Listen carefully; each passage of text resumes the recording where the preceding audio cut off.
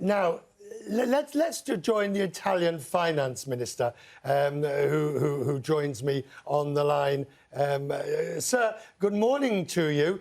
I mean, obviously, this is an extraordinary result, one that none of you had wanted, but now you've got to live with. What happens next in your opinion?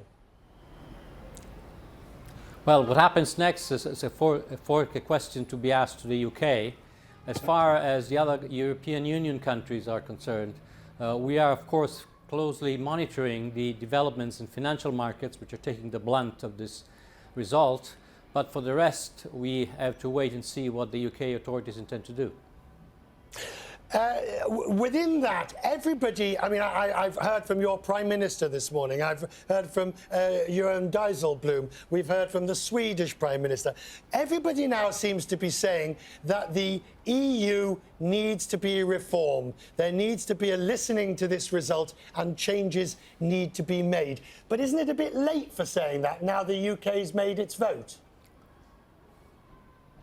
I agree that today is late, but at least the Italian government had put this on the table already many months ago. We need a new model that looks especially at job creation, growth and solidarity rather than only financial equilibrium, which of course are fundamental but are not the only driver of economic integration in Europe.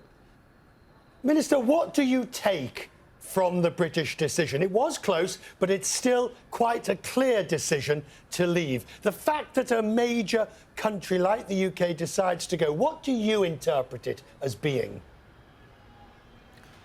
I take it that for a large part of the European population and voters, not just in the UK, Europe appears to be part of the problem rather than being part of the solution, and this is very worrying. We do badly need to revamp the European model, and I believe that Europe has all the energy and vision to do that. We must take it on board. We politicians have a big responsibility from that point of view. Which bit doesn't get it? Listening to Donald Tusk over the last few days, he's quite clear that Europe does not share the EC's enthusiasm for more integration. But the Commission, it would appear, doesn't get the message. Would you agree?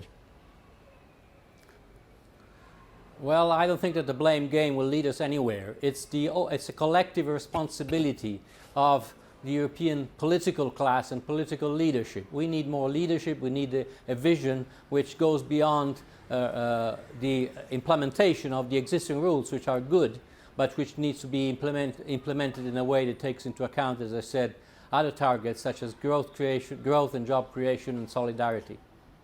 Are the right people leading the union at the moment? David Cameron, as you know, has resigned this morning, or at least stepped down, and will have done by the end of September. Do you think there needs to be changes within the leadership of the union?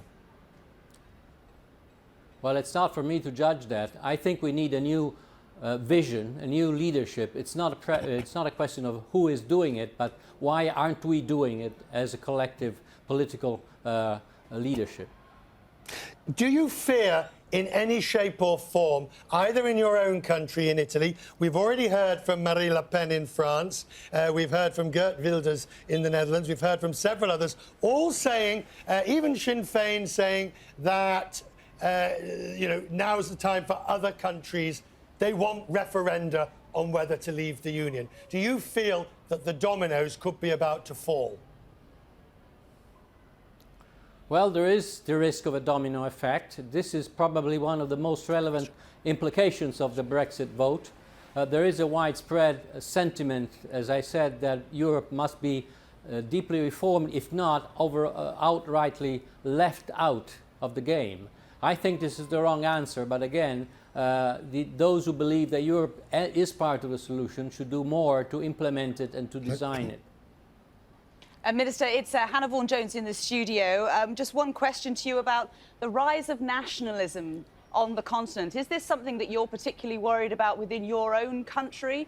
And is this something that you think that the European Union, as a bloc now of 27 states, really needs to get a grip on? Nationalism is sometimes considered the answer to the problems, but it is not.